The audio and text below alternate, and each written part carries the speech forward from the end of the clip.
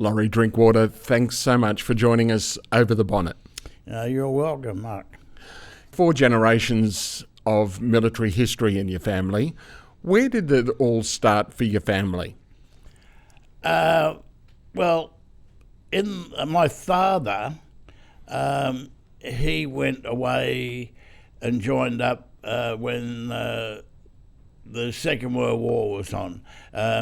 He joined up when Australia was threatened by the Japanese, like a lot of young fellas did. They didn't go to Europe. They probably thought that was somewhere else. But when it looked like Australia was going to be invaded, that's when a lot of people joined up. And that's where my dad got into the army then. So do you know much about what happened to him while he was in the forces? Only I know that he served in Borneo. Did he talk to you much about it? Not a great deal, no. You joined the army. What was the motivation for joining the army in the first place? Well, I was brought up, after Dad come home, everything happened around the RSL.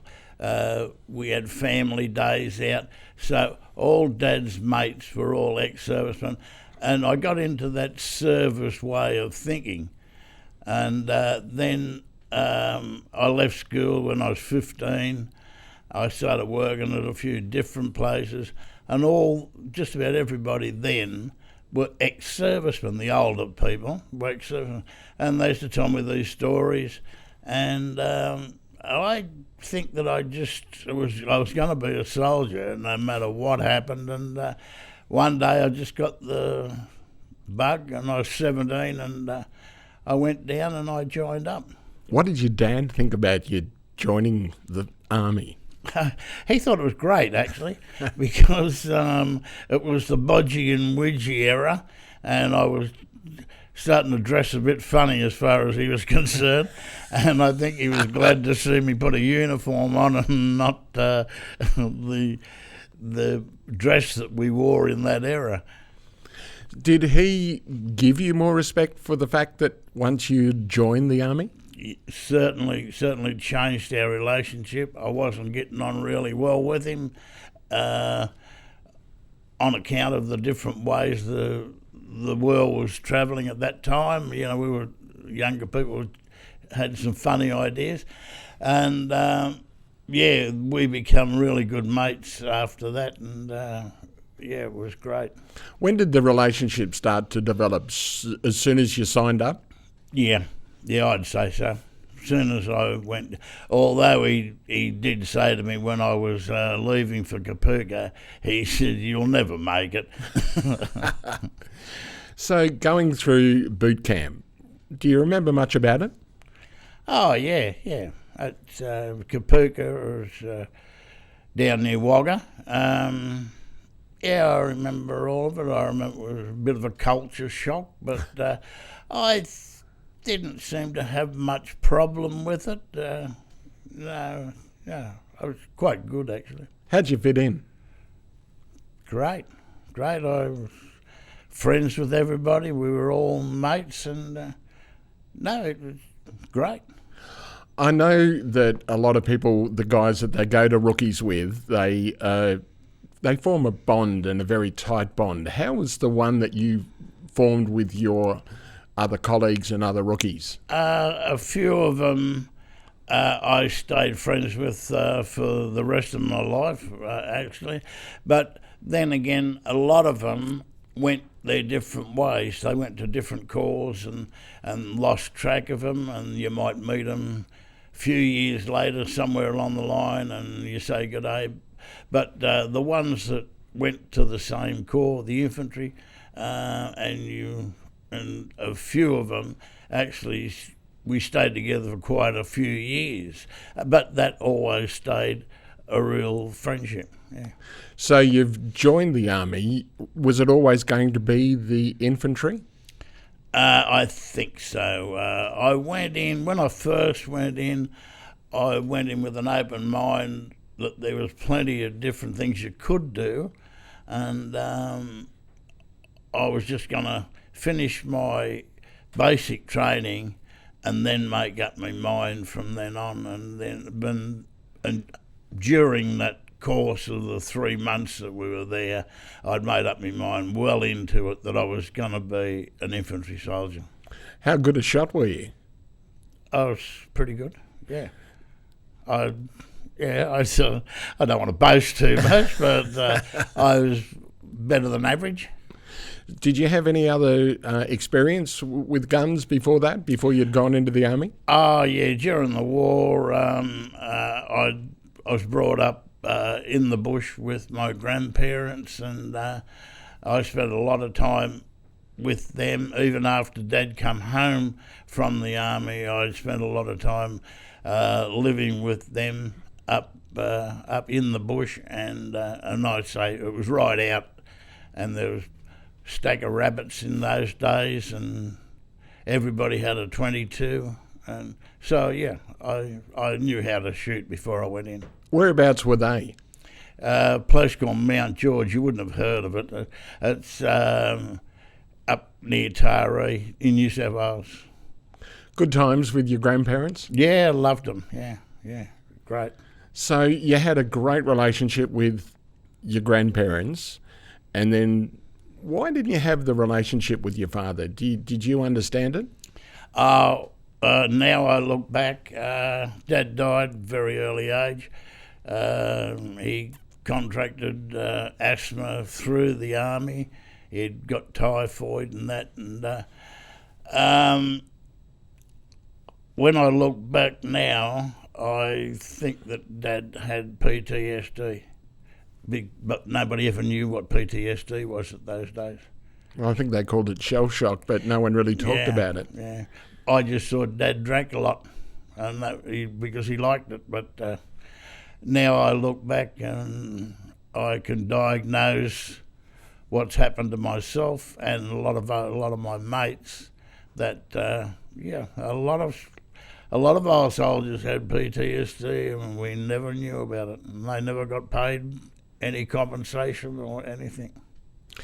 So you've moved into the infantry. So what was the experience like when you started as a regular soldier? I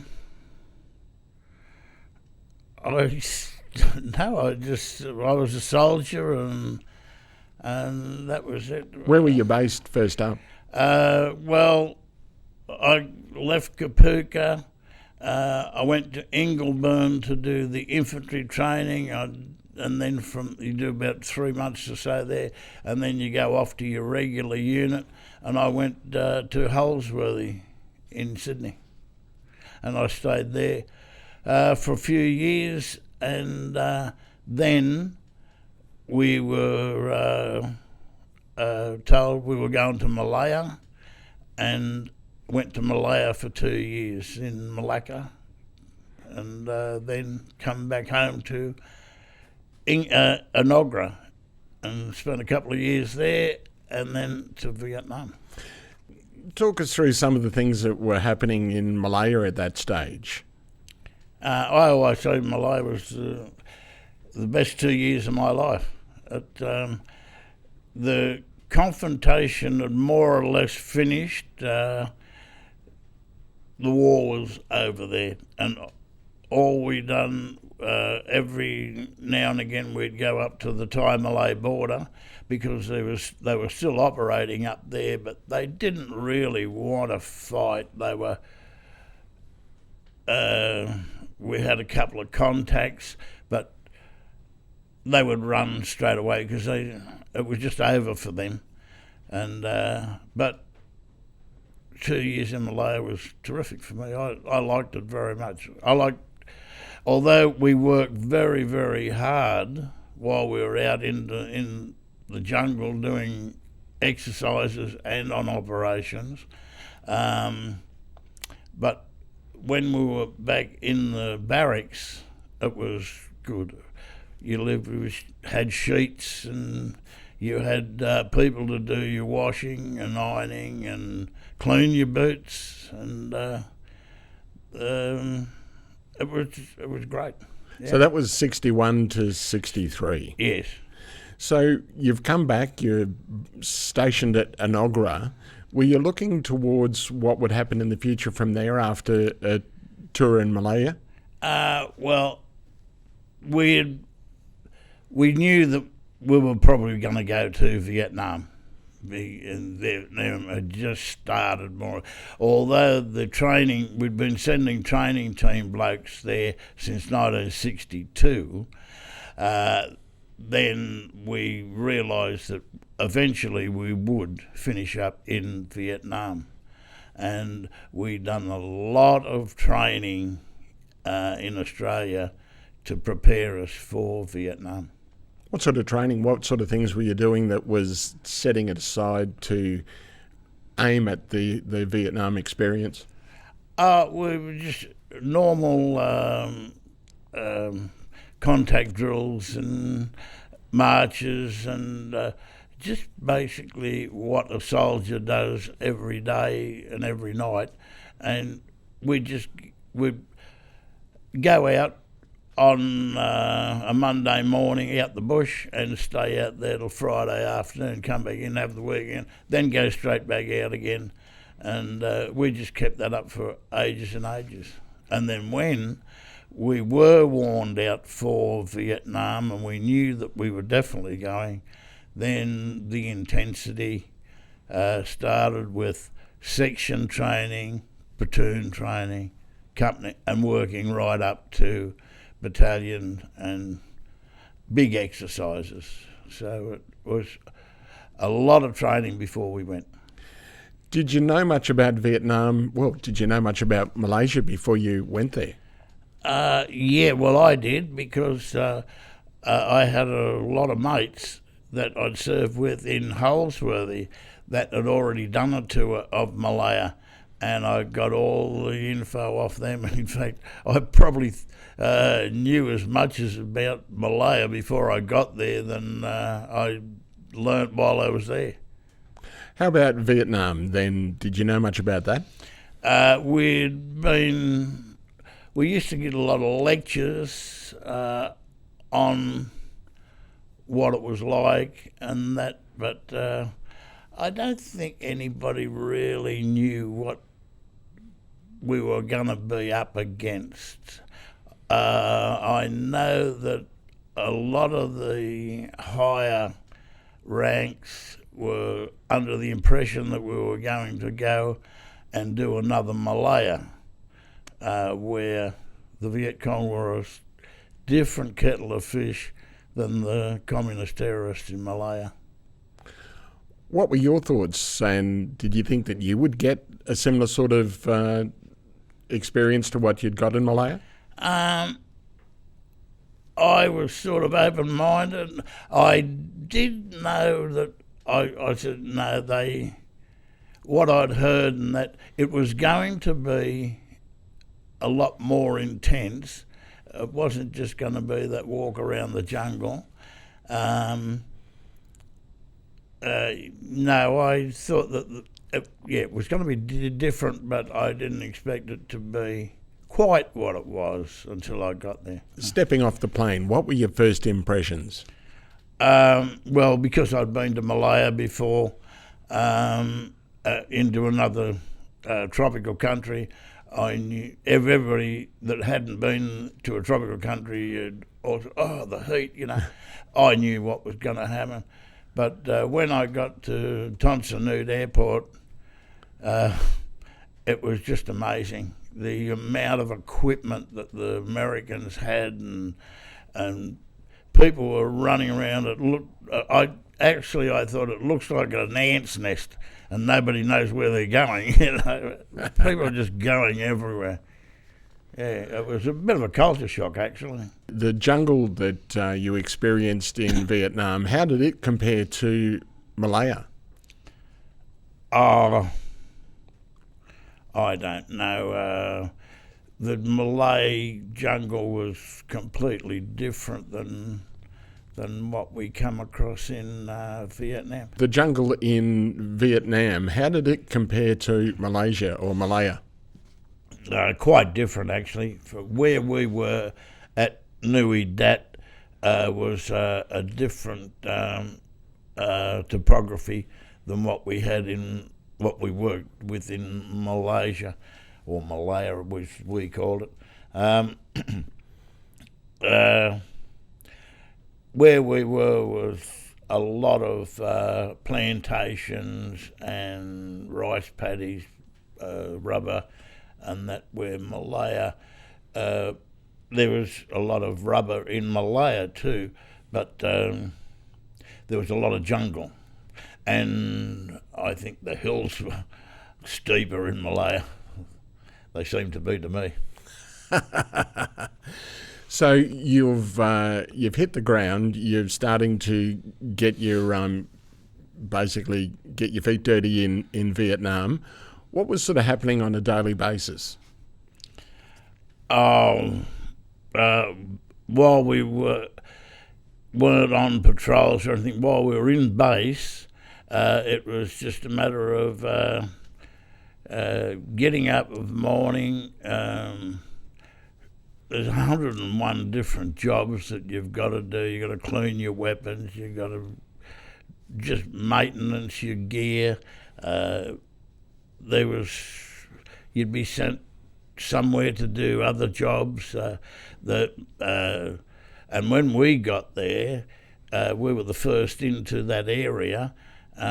We had to do dig the pits, the command post, and because we just walked into a virgin rubber plantation with nothing there at all, and we had to make the task force from nothing to so there was a real lot of work to be done. And then you have your patrols to go out, all different sorts of fighting patrols, clearing patrols, standing patrols, and there's 101 things to do, and you never got enough blokes to do it. Were there just Australian soldiers, or were the Americans and other international soldiers there as well? No, when I got there, we went into one ALSG, Australian Logistics Group. That was all Australians. Of course, there's you would see Yanks and that around, but we went into that area at Nui Dat as an Australian group. Did you have much interaction with the US forces? How did you get on with them? Personally, I didn't. No.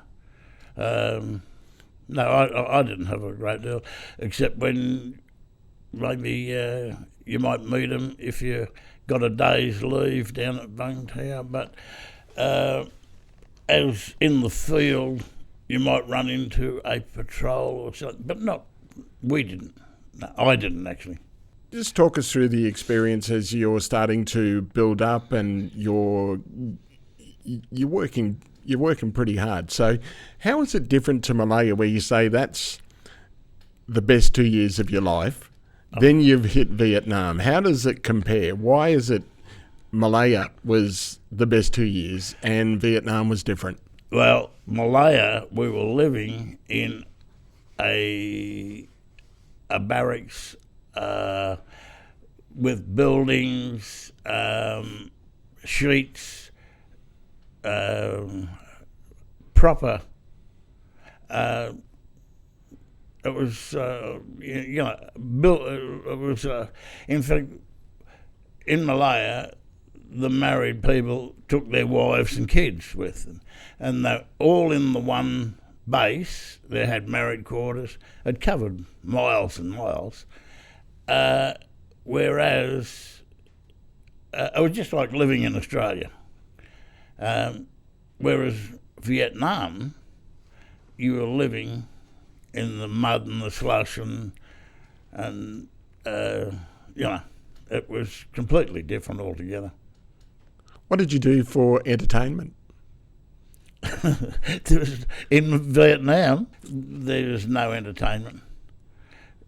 you might get a concert party come to visit the camp and put on a show for a couple of hours, but there was no entertainment. You get a couple of cans of beer a day to start off with. Later on, they'd open the canteen for a couple of hours, but there was no entertainment. So it was tough. It was. It was very tough. It was. What were your thoughts, though, then going through this and living, in a pretty tough army lifestyle? What were your thoughts at this stage on what you'd signed up for? You were just taught to accept the fact that that's what you've got, and you make the best of it. And I don't think I sat down and pondered about how bad it was, or you didn't get a lot of time to sit around thinking about much at all. There was always something to be done. You were digging holes, and when you weren't working flat out, you were trying to get a bit of sleep. Were you glad that you'd done all the work when things started to ramp up a little bit, that you'd done the work in preparation? Oh, yes, of course. It's always good to look back and when you're doing these exercises in Australia and everything, you're complaining about how hard it is and everything. But when you do put it into perspective and you're doing it, then you say, well, I'm glad I've done all that at home because I know what I've got to do now. How big was the base that you were on, and how many soldiers were there that you were working with? Oh, the whole base was thousands. Look, I wouldn't know. When we were there was 2 infantry battalions, which is probably about 800 or 1,000 people in each battalion. Then you've got your artillery or your logistics support group. I don't know, must be thousands. And then after us, there was another battalion, so they had 3 battalions. So it was a pretty big camp compared to us for Australians, but compared to what Americans used to have, we were just a drop in the ocean. Were you surprised that they were so big? The Americans? Oh, no, not really, because I'd read and I'd seen movies and different things. I knew what they had and that, but personally, I didn't think a lot about them.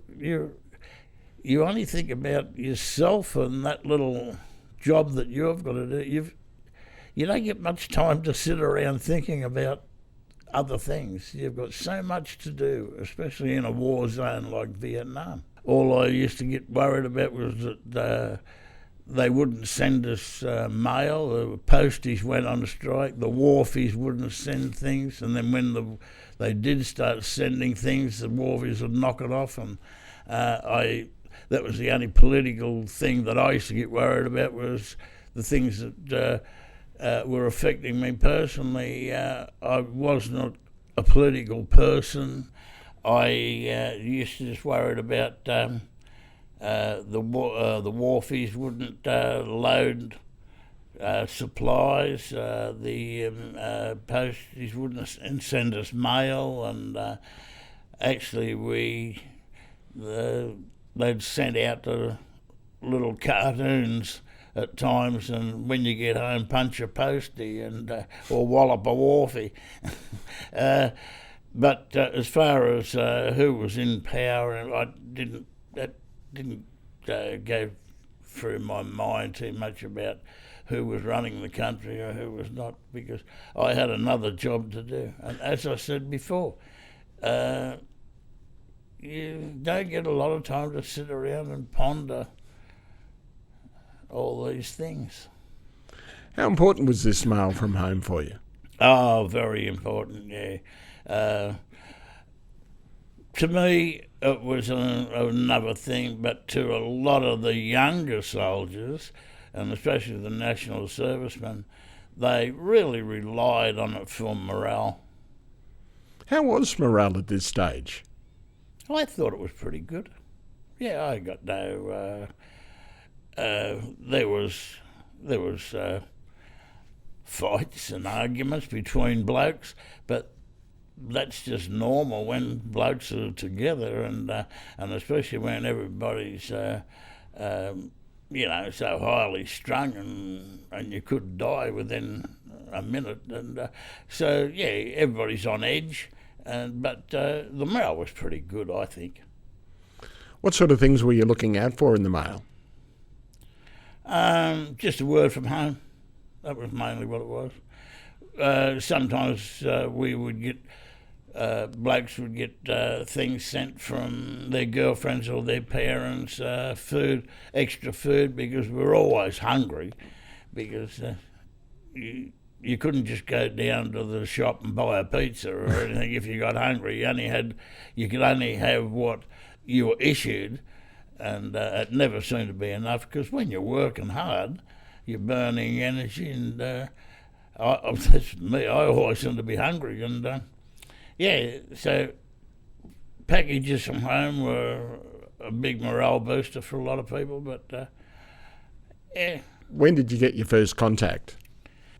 My first contact, I was probably there a couple of months or something, a month and a half before.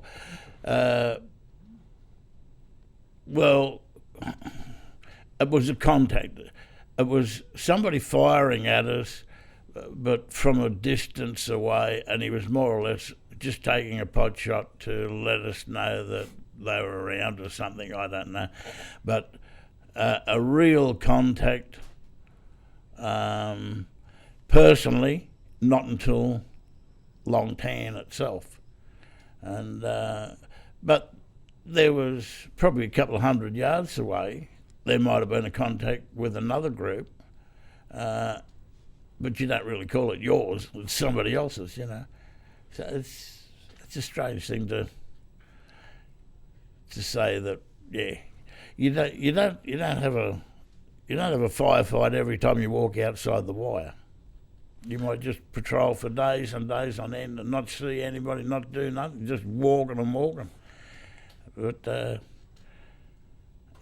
when you have a contact, that's a shot fired at you, and you go into a drill, and by the time you get there to where the shot was fired, 9 times out of 10, he's gone or they're gone, and it's all in tactics. How stressful was it then to be getting that sort of situation where you get there, they're not there? Well, that's very stressful, especially if one of your blokes get wounded or something, and then you go through and you don't get any result. But all I'm trying to say is that you're trained for these. You're so trained in what you do, it all becomes a drill. It happens, and you're not gonna, jump up and down in the air because something went the wrong way or whatever. It's just soldiering, and that's what you do in Australia. You train for this all the time. So when it really happens, you know what to do. How was it developing the relationships with the other guys in your unit, with the fact that you are on the ground and these are pretty stressful times? That is the main thing I think, goes back to the First World War with Australian soldiers.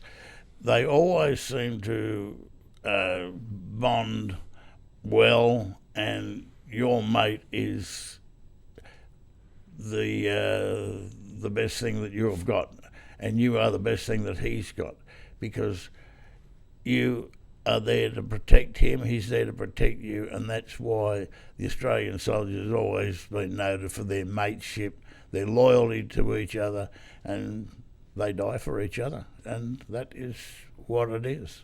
Let's move on to Long Tan. The Battle of Long Tan was the most savage battle of the Vietnam conflict. Can you talk us through what happened on the day? Well, the night before, the task force had been mortared, and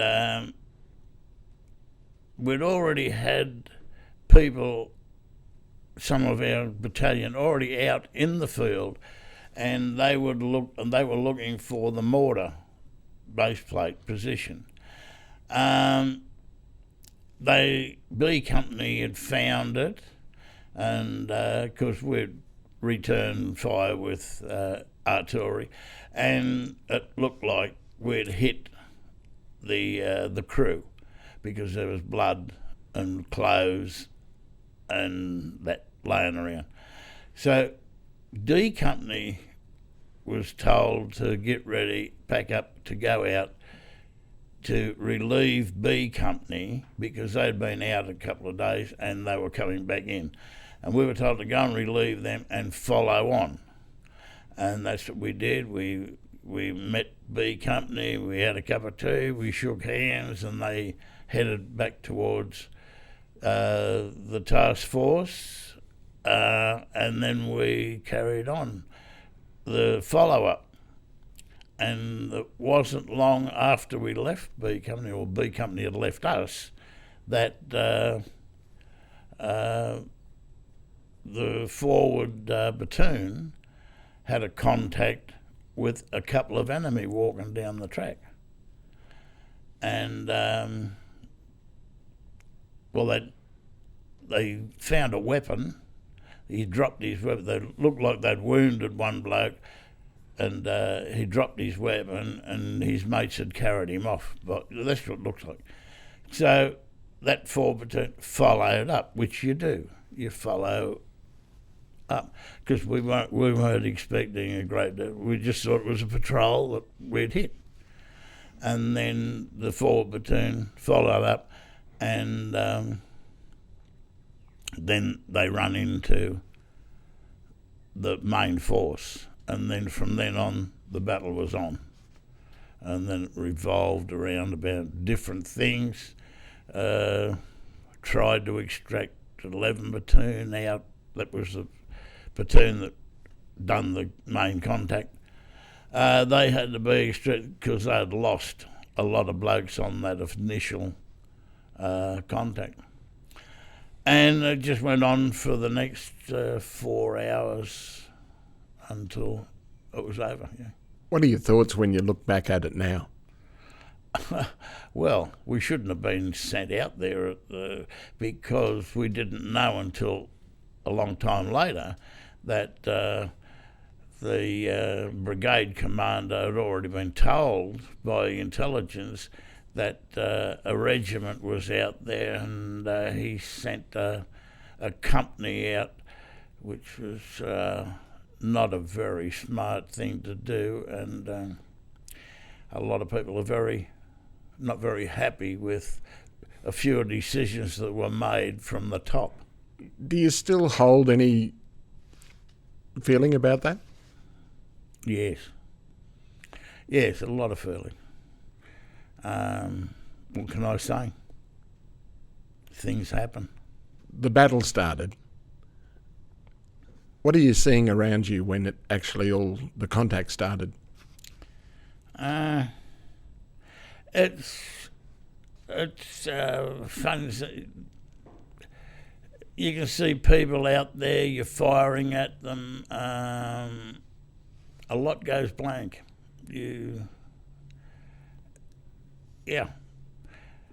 I remember back, and I can probably only remember a few things that happened, and it was 4 hours or 3.5 hours. But, yeah. I remember the artillery coming in very close, which was very scary.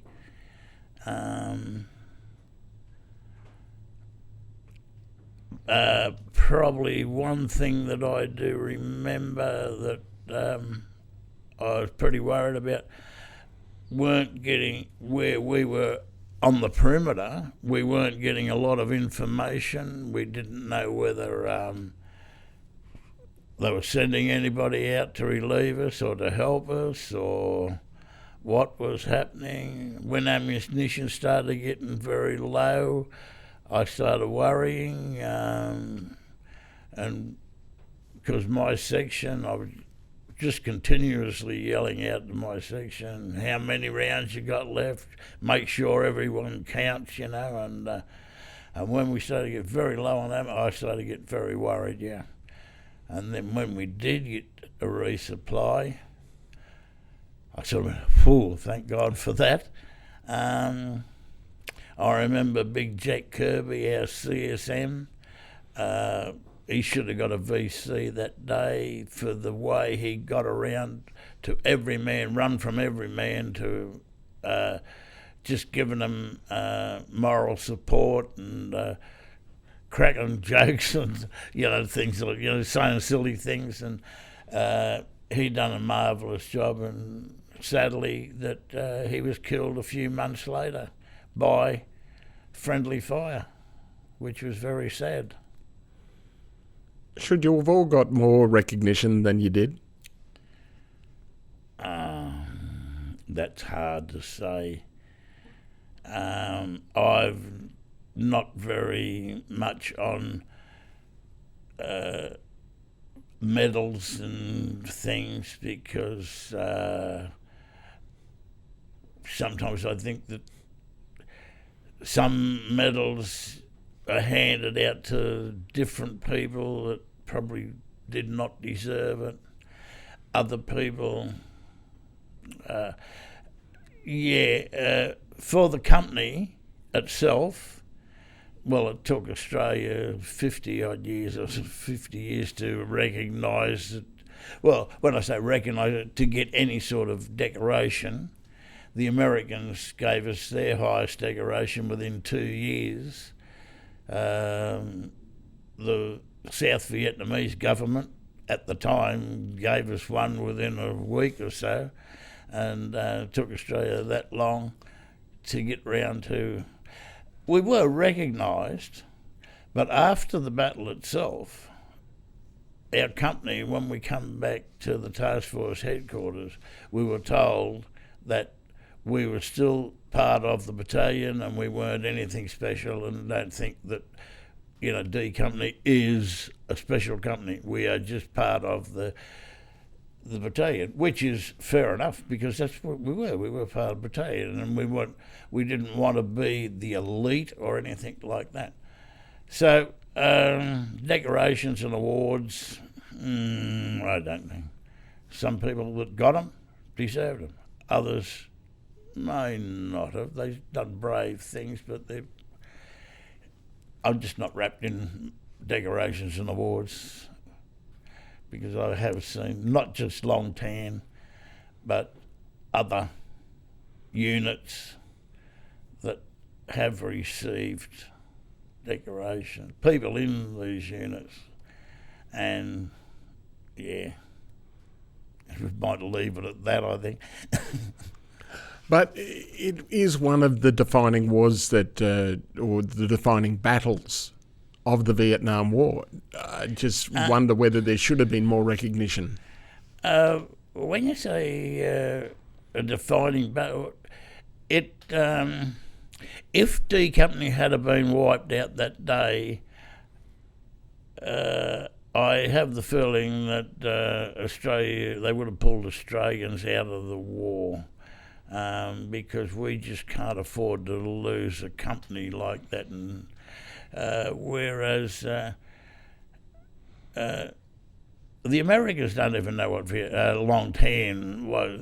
That's nothing to them. A battle like that does nothing to them. So, and it wasn't the biggest battle that the Australians fought in. We actually lost more in Coral Balmoral, but that went on for a long time, weeks, and that. Where our battle at Long Tan was the most intense and we lost more in a short amount of time, and that's why they look at Long Tan as the Australians' battle of the Vietnam War. But Coral and Balmoral, that doesn't get as much recognition than it should. It should get a lot more. Over the last few years, it seems to be getting more of a recognition, but for years and years, nobody, even in the army, they didn't talk much about. It was always Long Tan, because it was so much on in a short amount of time, and we were outnumbered so much, and by all rules and regulations, nobody should have survived. No Australian should have survived. They should have. In fact, if they knew we were only a company, they could have walked over the top of us within half an hour, 20 minutes, and wiped us out completely. When you started in the contact, in the battle, did you know how many there were? Did you have any idea? No. In fact, it started out, we thought it was, they surmised it was probably about a platoon. Then, as things got a bit into the battle, then they, this is probably a company now. And then, after that, it started to tweak with me when I heard the bugles playing. The Viet Cong were using bugles to rally their troops, and like in the old cavalry days, and I thought to myself then, now they don't use bugles just for platoons and companies. You're talking regimental strength when you start using them. That's when I started to get a bit worried. I'd done a couple of trips around the rosary beads then. How worried were you? Well, when you think you're going to die, there's a very high possibility of dying, you do get worried, yeah.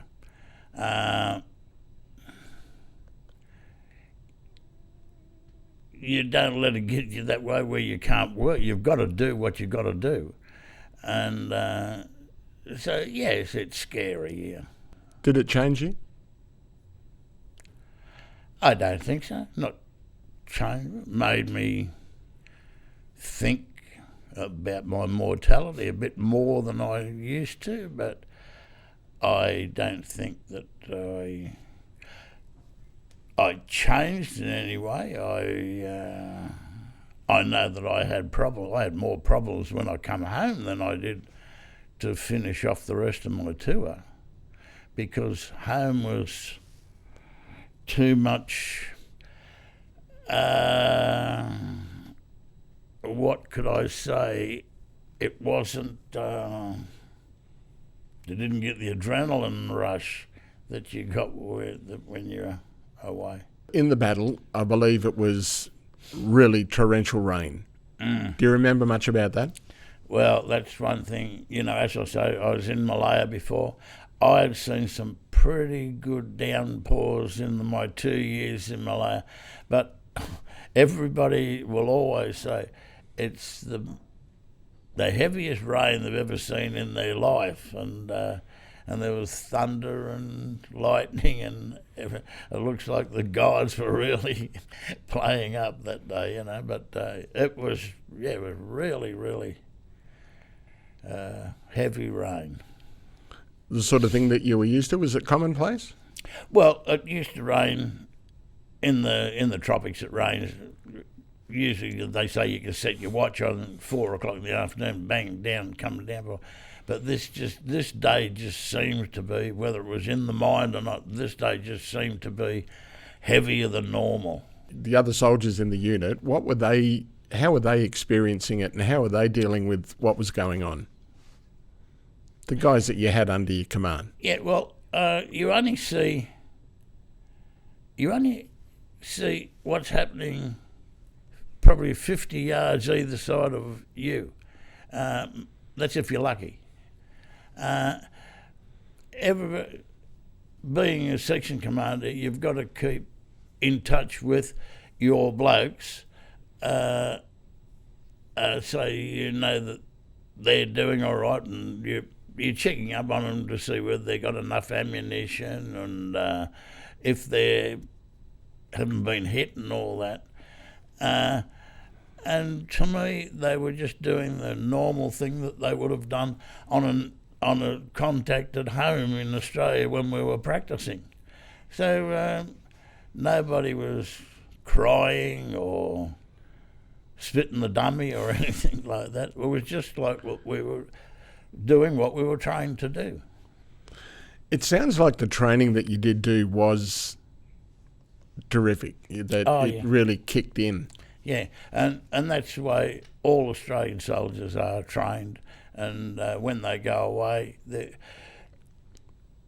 are fully trained before they go. You've hit contact. What actually goes through your mind?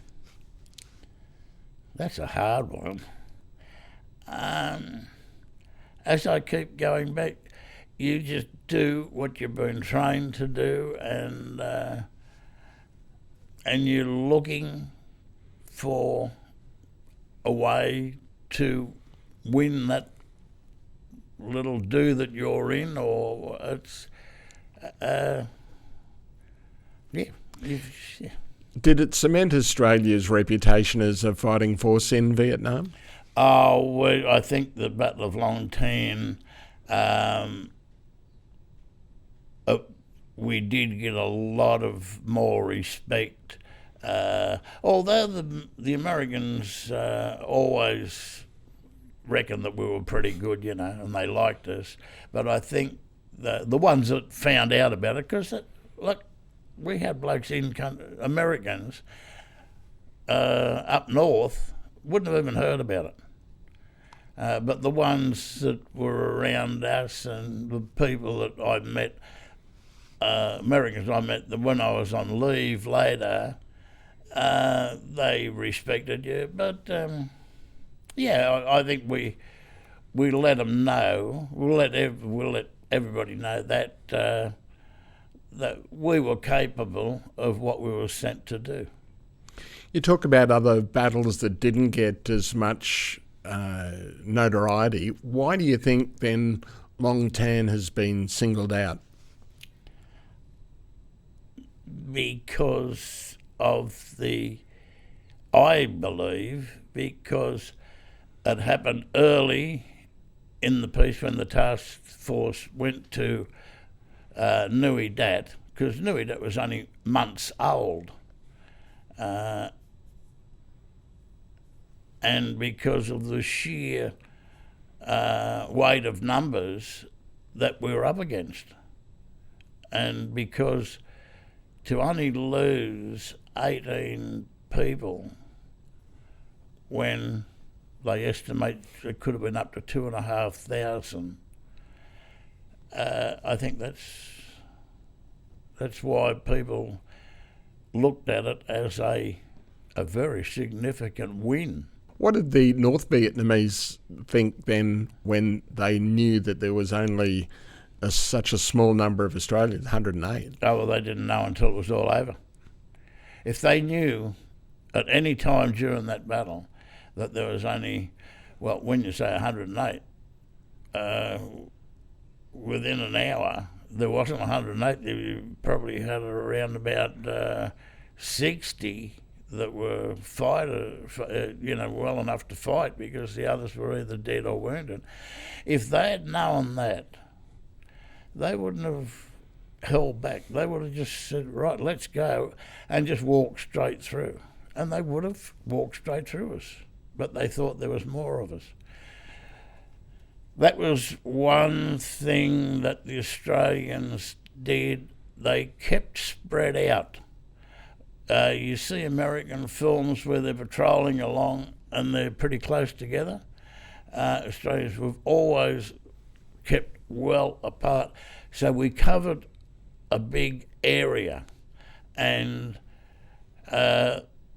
they probably thought, well, we've struck blokes over here, and we moved, our platoons were moving around a bit, and then we struck people over here. They've covered that, they must have at least a battalion. So they thought, I reckon, that so we don't know a lot because they're not going to tell us. The communists are not going to tell us what they thought or what happened. But I would say that they thought they were up at least against the battalion at least. But as I say, if they'd known that there was only a few of us, they just would have walked straight through the top of us, yeah. Resupply must have been a pretty amazing moment. Well, yes. Without that, a lot of things fell into place that day. Without that resupply, well, we would have had nothing to fight with, no ammunition. So that was vital. The APCs coming through at the end with reinforcements, although they struck a force that was up the back of us, but we don't know whether they were going to put in an attack at the back, or whether this was pretty late in the day. We do think that force that the APC struck were actually withdrawing by the time, because once the APCs hit them, had a little firefight with them, everything stopped. Wasn't a shot fired after that. Everything went silent. So a lot of things went our way that day. We shouldn't have been there for the start. When everything went silent, what were your thoughts? Well, what you normally think, you think, are they regrouping to do another assault on us? Yes, it's just another thing that I get in. You go into training, what you were trained to do, and when we realised that probably, no, they're not going to put another assault in, we knew that we had wounded. It was dark, pitch dark. We knew that we had wounded and dead, but we had to get the wounded out as quick as possible so they wouldn't die overnight from their wounds. Then we had to move back to an LZ landing zone so the choppers could get in to take them out. So, yeah, that's what happened in the night, because at the last shot of the battle, it just was on dark and everything was black as the ace of spades. You couldn't see nothing, so we had to get back to that LZ so we could get those blokes to hospital and regroup, and then we went back in the next morning. How were you feeling at that stage? Pretty down, because we had 11 people, I think it was, still out on the battlefield, our blokes, that we didn't know whether they were alive or dead. And we just had to, everybody was thinking, well, the sooner we get back out there and find them, if they are alive, which I personally didn't think they would be, but if they were, well, we might have a chance of saving them. So that's, yeah, so we had to regroup, recharge the batteries and go back in again. So what happened on that day? We went back into the battlefield, probably not expecting to find much, and hoping that we found some of our blokes alive. We found 2 that were still alive, that laid there all night, and then the scene when we come across the dead, the enemy dead, the scene was horrific. There was bodies laying everywhere. They had been blowing them to pieces with the artillery that they'd put in there. It was a pretty gruesome sight, actually, because there was, not just nice, clean bullet wound. There was bits of arms and bits of legs and things hanging in the tree, and yeah.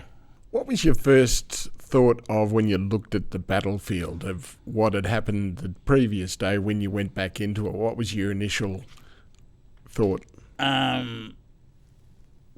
Probably thinking, well, at least we can see a result with their dead.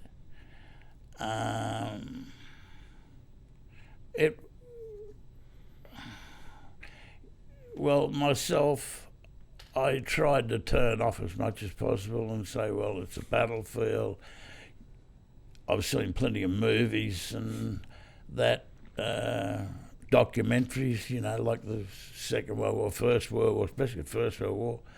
So I'm looking at it as a battlefield, and I'm still alive, and thanking God that I was. But I felt very sorry for the enemy, because I knew that they were soldiers, it's the same as I was. They were only doing what they were told to do, and they had a life at one time. They had probably wives, girlfriends, children, mothers and fathers, so they were human beings. How did you feel about the North Vietnamese at the time, though? I probably didn't have... You say, oh, I hate those bastards and whatever, but do you really hate them? Or, they were soldiers. The same, a soldier respects another soldier, and he was doing his job the same as I was doing mine. He would have killed me the same as I would have killed him. I don't know. And my friends, we didn't sit around and talk about, we just got on and done our job. Did you talk about the battle much after it when you got back to base? Not a lot. Why is that? I don't know. It's, no, I don't think it was... We might mention something about that happened before Long Tan, or that happened after Long Tan, but we didn't sit around and just talk about the battle. It was, no. So did you feel a need to decompress, though, from such heavy contact? Probably would have been good if they'd gave us some counselling like they do these days. But we actually, as I think I said before, we were told we weren't elite. Just get on, forget about what happened the other day. We've got another 10 months to do here yet. And I think, I don't know. They gave us a couple of days leave to go down and get on the grog and drink ourselves silly and get rid of it that way. But that was only a couple of days, and then we were back into doing what we were doing last week. Do you think you guys were elite? Oh, we're told we were now. No, after the next 10 months that we were there, everybody just got on and done their job, and we didn't. I didn't see anybody going to one of the other companies and saying, "Oh, I'm from D Company. You should be rolling out the red carpet for me," or anything like that. But looking back now, and even at the time, did you think that your men that were under your command were elite? I always thought they were, even before the battle. I always knew they were good soldiers. I knew that we'd pulled off something that was pretty special, but I didn't get round shouting it from the highest hill. Why do you think it's taken 50-odd years to really get the recognition that these soldiers deserve? Look, we had the recognition as soon as we come home.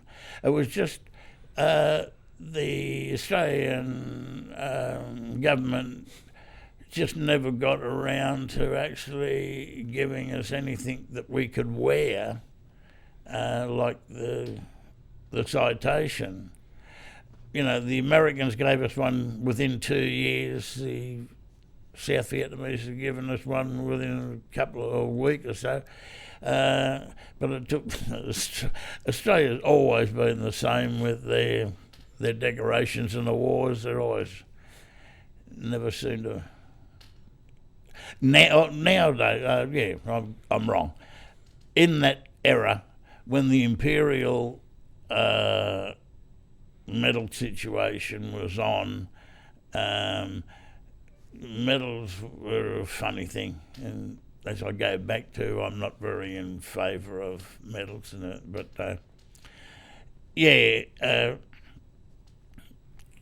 I don't know why it took so long for them to recognise that battle with a citation. I don't know. After the battle, what happened after that? We just carried on and done exactly the same as what we would have done if Longtown had never happened. We still went out on our standing patrols, our ambushes at night, and we just done exactly the same as what we would have done if Longtown had never happened. And and that was, as I say, we didn't get any special treatment or anything like that. No. Is it part of the Aussie psyche though that you're sort of like talking yourself down to a degree, because you guys really are heroes? Every black that puts a uniform on is a hero. Everybody, the 63,000 people that served in Vietnam are all heroes to me. Every man and woman that served in Afghanistan, Iraq, and they're all heroes. Nobody is more a hero than the next bloke. They're just some blokes. It's an old saying, I am not a hero, but I serve with a few. Well, you did, and you've said you've known Keith Payne pretty well. Yeah. Is he a hero? Oh, yes, of course he's a hero. Look what he done. Went out time and time again in the middle of the night, wounded, and brought in 40 people that probably would have been murdered by the enemy. Yes, as I say, everybody's a hero. Other people, a lot of people do things and people don't see what they do. And they get nothing for it, they get no recognition. Other people, sometimes they hang a medal on them and they might have done something okay, but not great. So it is a personal thing, what you do, but everybody's a hero to me. Everybody that served in the forces, they're all heroes. A lot of weight, as you've said to me, for Keith Payne to carry. The cross. Yeah, he said once that I'll just forget how he put it, but he said the Victoria Cross, after winning the Victoria Cross, the rest of his life he's got a heavier cross to bear, and that's by what he meant by that was, because you become a celebrity and you've got to go and do things like this. and that's sometimes doing interviews like this is harder than fighting a battle. What do you think about the current crop of VCs that we've got from the war in the Middle East? Yeah, great blokes. I've met them all, only just fleetingly. I've liked every one of them, and I think they're great blokes. Have they taken a lot of the pressure off Keith Payne, do you think? Oh, yes, of course. Because Keith is, I just forget what age, he must be 87, 88 now, I suppose. He was in Korea, so that puts that would have taken a lot of his social commitments off him that he's had to do by himself for years and years. There's been a lot of changes with the theatre of engagement with war these days, with the woke period, as it were. What do you think about the changes, say, the problems that Ben Robert Smith has got?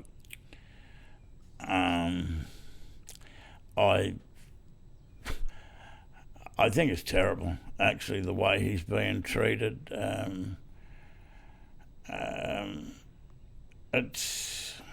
Look, I can't say too much because that will put me in a position, but what I think and what all my mates from Vietnam think is really terrible what they're doing to him, and some of these people that are firing bullets at him, they would not fire bullets out in the field themselves, and they've got a lot to answer for one day, these people, because they are stuffing up a good army or good service person, because if you've got somebody that's going to join the forces and think, I might find another profession, because if I do this one right, I'm only going to get ridiculed for doing what I've done was right. So, it's I don't agree with what's happening with him. I feel very sorry for him and anybody that's put in that position. Is it a tall poppy syndrome thing, do you think? Oh, yes, of course. Yes. I think there's a rumour going around that there's a couple of people in his unit that didn't like him. So now everybody's getting on the bandwagon. Let's move to then your granddaughter is also just joined the military, making up where we started, 4 generations. Yeah. Talk about the 4 generations. How does that unfold? Well, my father, that we've already talked about, in Second World War, Borneo. Myself, and everybody knows about me, and my nephew, that he learned his trade with the aviation, with the helicopters. He now he's done about 7 years, I think. He's out now. He's sales manager for Skovsky Helicopters. Got a terrific job. So he's been looked after well and learned it all through the army. And now she's come along. She's been in 2 years now. She's with the aviation regiment in Sydney. And her young brother, he is past everything, and he goes in February next year. How proud were you when you found out that she was going into the forces? Well, I knew that young Lawrence, that's her brother, I knew that he was always had the idea of joining up. And then out of the blue, one day she came and she said, I think I might go into the forces. She was working, had a pretty good job with Lorna Jane and as an executive.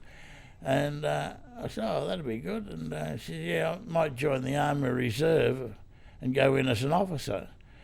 Then the next thing, she rings me and says, I've changed my mind. And I thought, oh, yeah, that'd be right. She says, I'm not going in the Army Reserve now. She said, I'm going to go into the regular army. And I was very proud of her, yeah. Because of the notoriety of Long Tan, you do a lot of interviews and you do talk a lot. How much pressure is there on you to talk about it?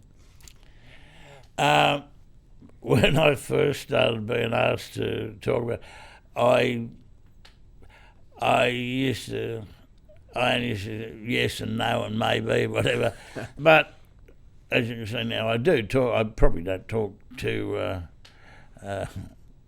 literate, but I do tend to be able to sit down and talk without and put a sentence together without going hum and hawing. And I know it probably sounds on the tape, and that probably sounds like I mumble a bit, but at least I can do a few seconds in one stretch. Do you feel pressure to live up to the memory of Long Tan? Oh, yes. One of my grandsons said, oh, you're going to do another interview or something. He said, it's about time, you're getting a bit old for this, about time you gave that away, aren't you? And I said, well, I feel like I have a duty, like we were talking about Keith, where it is a duty to get things recorded so that when I die, or when we all die, there is a record of people that were there, and for future history that people will listen to in years to come. Following Vietnam, how did it affect you? Pretty bad. I was engaged when I come home. I spent 3 days with my fiancée. I made an excuse that I better go down and see my parents. I went down to Sydney to see my parents and did not go back. Had a lot of problem with things in Australia. Was too quiet and I didn't know. I battled for a little while. I was going to be a soldier, for the rest of my life. I battled for a little while. After I came home in the army, I was due out. I didn't sign back up. I got out. It was still on then that people were ridiculing the Vietnam veterans. I jumped on a ship actually and went to New Zealand, and I didn't tell anybody who I was. I just went to New Zealand and I lived there for 5 years. And I come back home. I was going to go back to New Zealand. I was going to fix up all my things in Australia, go back to New Zealand and stay there for the rest of my life. And after 5 years of living there, I come back. I had a holiday on the Sunshine Coast, and I thought, who wants to go back to New Zealand? It's nice and sunny here. So I stayed at the Sunshine Coast, and then I finally got round to joining the Army Reserve, and I'd done another 10 years with the Army Reserve. And then after I got out of the Army Reserve, they asked me, could I help with the cadets? And I went and I joined the cadets for 4 years, and I trained cadets for 4 years. And so all the troubles I was having, I think going back in, although it was only reserve and cadets, I still got that feeling that I was a soldier again. And then I got too old to do anything, so now I'm retired. Still troubled by it? Not that much anymore. I every night I probably think about different things, but not like I used to be. I drank a hell of a lot, like normal people, not normal people, but what most soldiers that suffer with PTSD, they usually use alcohol as a medication, and I'm doing pretty well now. But yes, I visit my army very regular, especially when you put your head down to go to sleep at night. And at this stage of my life, I'm losing a lot of my old mates through old age, of course. They do have things, it's getting that way now that I'll be going to see my maker shortly, I suppose. But yes, haven't got too many of the old fellas left anymore. How is it when you get together these days? Well, we still laugh and joke and we don't sit around crying in our beer. In fact, probably talk about the same thing over and over, but it's mainly all the funny times. What's a funny time that really sticks out to you? Oh, well, there's a lot actually, but I can't put it on tape. No, there's just things that's happened during my lifetime, in the forces that, nothing really. It's just little funny things. What are your thoughts on the fact you say the Vietnam veterans, the treatment that you got? What are your thoughts about that? Well, at the time, I was very, very upset with it, the way that the public were treating the because they weren't taking it out on the politicians, they were taking it out on the soldiers, and I thought that was very crazy. If you want to, we didn't pay our own fare to go over there. Somebody sent us over. I do believe now that everybody that were in that movement at the time look back and say, yeah, we got it wrong. Yeah. I know people that I've talked to that said, oh yeah, they marched in the moratorium and they've actually said, I'm sorry. So we do get a lot of sorries, and that's good. It makes up for it? Nothing could make up for it, but it helps.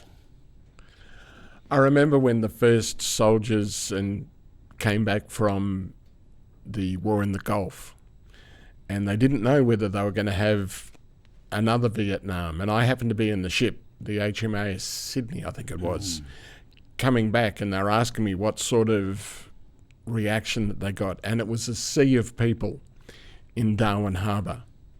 And there wasn't a dry eye on the bridge, because there were some Vietnam veterans in the bridge. What was your thoughts when they got such a reaction when they came back from the Middle East? Well, I've always said that we've learned a hell of a lot from the Vietnam War. Everybody. Soldiers, sailors, airmen, and the public.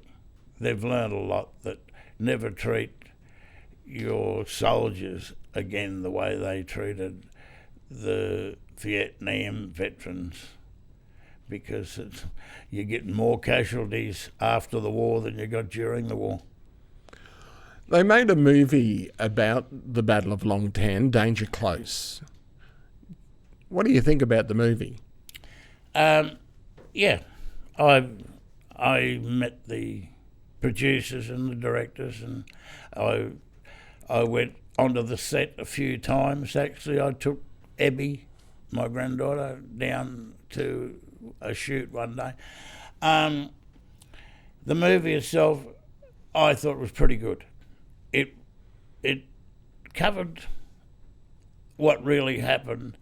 There are things in it, personal things that didn't happen, but that's what you've got to put in a movie to make it, to stop it from being boring, you know.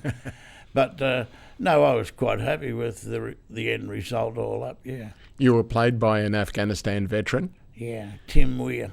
And you guys have established quite a friendship? We have. It's funny. I went down onto the set one day, and the producer came to me and he said, "Oh, by the way," he said, "the guy that's playing you is on the set today." He said, "You'd like to meet him?" I said, "Of course I would." So I met him and we went up and had lunch together, and he says, "Well, we must get and have a beer together one day." So we made an arrangement to meet, and from then on, we were just. He's been to a lot of my grandson's fights, and I've been out and met his parents, and he's got a partner now, and he's got a little boy, and and he's living in New South Wales, and but before the lockdown, we used to see each other all the time, and once the gates open again for the border, we'll probably do the same again, yeah. And no, we've made a really bond together, yeah. Did that surprise you that you got such a bond? Probably not really. I never thought about it, but now I think about it, I think, no, he was a soldier. I was a soldier. We're both soldiers, and we know where we're coming from. Although there's 50 years difference in age, but we talk the same language. We like a beer. Yeah. So it must have been a real honour for him to meet you on the set. It was an honour for me to meet him. How long are you going to keep doing these sorts of interviews, and is it something that you will keep doing? I keep saying this will be the last one, but every time I have trouble saying no, and I do feel like that I owe it to the people that died at the battle, and keep their memory alive, and I just think it's my job. There's a song about the Vietnam War, "I Was Only 19. What are your thoughts when you hear that song? My thoughts? Did they capture it? Oh, yes.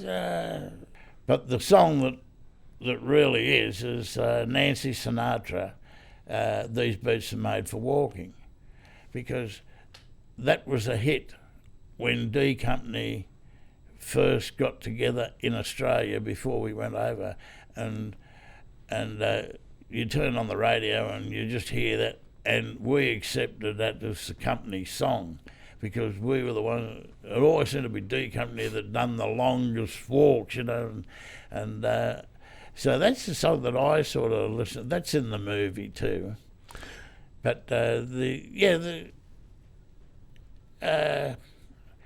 that one, "I Was Only 19," where Frankie kicked the mine the day that mankind kicked the moon. Well, that was from 6th Battalion on the second tour, not on our one. But no, it's good. It's the one that everybody sort of recognises as the Vietnam War song, doesn't it? Because when you were heading out towards go on patrol for the Long Tan Battle, there was a concert that you missed out on with Little Paddy and Cold Joy. What were your thoughts that you missed out? Well, everybody was pretty pissed off, actually, because we didn't know we were going to go out. We were all G'd up to go to the the concert. And then when we were told that we were going to go out, and actually while we were going out the wire and halfway to the battlefield, we could still hear them practicing in the music in the background, and everybody was, we're missing the, yeah. Well, thank you for your service, and thank you for joining us today. So, Laurie Drinkwater, thanks for joining us over the bonnet. Mark, it's been a pleasure. Thank you very much for having me.